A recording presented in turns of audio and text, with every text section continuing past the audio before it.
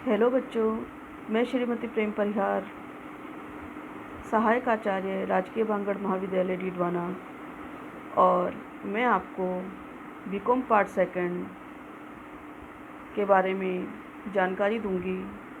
BCom part second में मैं आपको 2 पेपर पढ़ाती हूँ, जिसमें पहला पेपर है वित्तीय प्रबंध। आज हम इसी के बारे में बात करेंगे। वित्तीय प्रबंध 100 नंबर का पेपर होता है ये हमारा, और प्रश्न पत्र जो है हमारा 3 भागों में बटा हुआ होता है। तीनों भागों को मिलाकर के 100 नंबर बनते हैं। प्रथम भाग के अंदर तीनों इकाइयों से 10 प्रश्न पूछे जाते हैं और प्रत्येक प्रश्न 2 अंक का होता है और सभी प्रश्न करने अनिवार्य होते हैं। इस हिसाब से यह 20 नंबर का भाग होता है। भाग ब, इसमें भी सभी इकाइयों से प्रश्न पूछे जाते हैं और प्रत्येक प्रश्न जो है 4 अंक का होता है, और कुल मिलाकर के इसमें भी 20 नंबर का ही प्रश्न आते हैं और 5 प्रश्न इस भाग में पूछे जाते हैं। भाग से, इसमें प्रत्येक इकाई से 3 प्रश्न पूछे जाते हैं और प्रत्येक प्रश्न के साथ एक अतिरिक्त प्रश्न अथवा के अंदर आता है, यानी पहला प्रश्न करो या दूसरा प्रश्न करो, अथवा के अंदर प्रश्न आता है। तीनों भाग उसमें से इकाइयों में से एक एक प्रश्न का हल करते हुए 3 क्वेश्चन करने होते हैं और उत्तर सीमा इसकी भी लगभग 400 शब्द होते हैं और ये प्रश्न तीनों इकाइयों से एक एक करना अनिवार्य होता है और इस भाग में 60 नंबर के प्रश्न आते हैं। इस प्रकार भाग ए से 20 नंबर के, भाग ब से 20 नंबर के और भाग स से 60 नंबर के प्रश्न आते हैं और कुल मिलाकर के ये हमारा 100 नंबर का पेपर होता है, 100 अंकों का पेपर होता है। अब बात करते हैं सिलेबस की। तो सिलेबस जो हमारा है वो 3 इकाई यानी 3 यूनिट्स में बटा हुआ है। पहली इकाई या पहले यूनिट के अंदर वित्तीय प्रबंध, अर्थ, क्षेत्र, महत्व एवं सीमाएं, आधुनिक वित्त प्रबंध के कार्य एवं उत्तरदायित्व, वित्त कार्य, लाभ बनाम संपदा अधिकतम करना, विनियोग, वित्तीय एवं लाभांश निर्णय, वित्तीय विश्लेषण की तकनीकें, अनुपात विश्लेषण, तरलता, कार्यकुशलता एवं लाभदायकता अनुपात, ये सारे चैप्टर जो है हमारे यूनिट फर्स्ट के अंदर आते हैं। यूनिट सेकंड इकाई द्वितीय कोष प्रभाव विश्लेषण यानी फंड फ्लो स्टेटमेंट जो हमारा पढ़ते हैं। कार्यशील पूंजी में परिवर्तन का विवरण एवं कोष के साधन एवं उनके उपयोग का विवरण तैयार करना।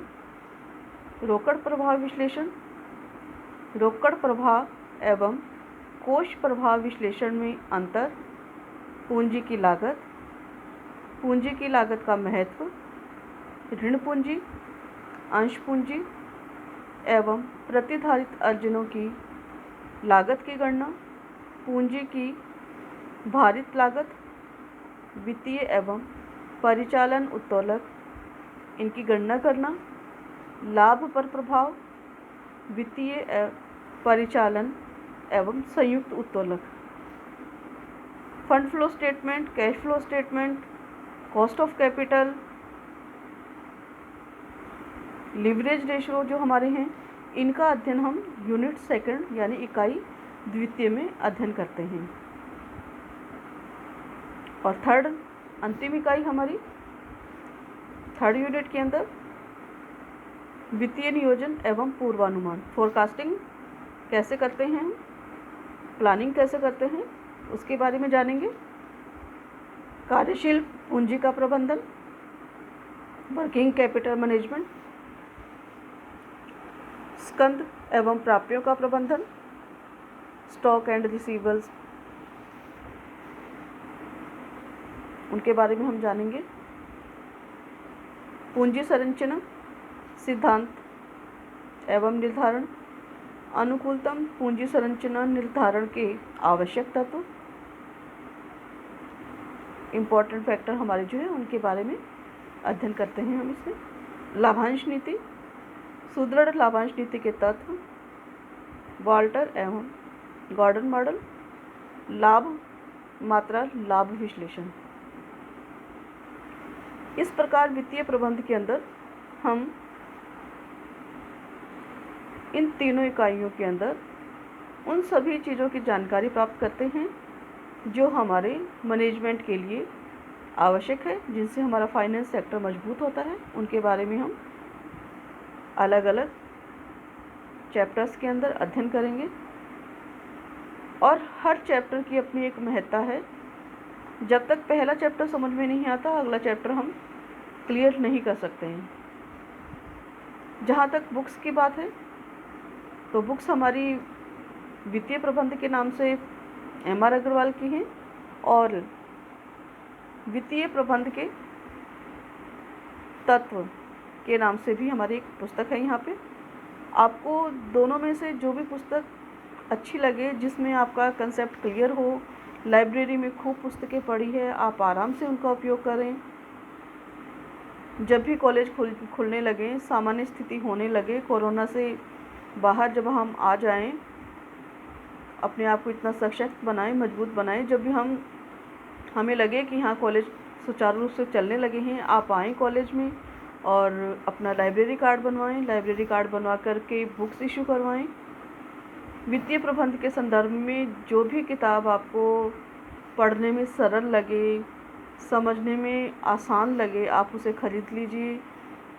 नहीं खरीद पाते हैं तो लाइब्रेरी से हमारे यहाँ पुस्तकें बहुत हैं, आप आराम से आइए, इशू करवाइए बुक्स, पढ़िए उनको, कंसेप्ट क्लियर कीजिए अपने। कहीं कोई समस्या आती है तो आप मेरे से कांटेक्ट कीजिए और गुड लक। आपको सिलेबस समझ में आया होगा। Thank you.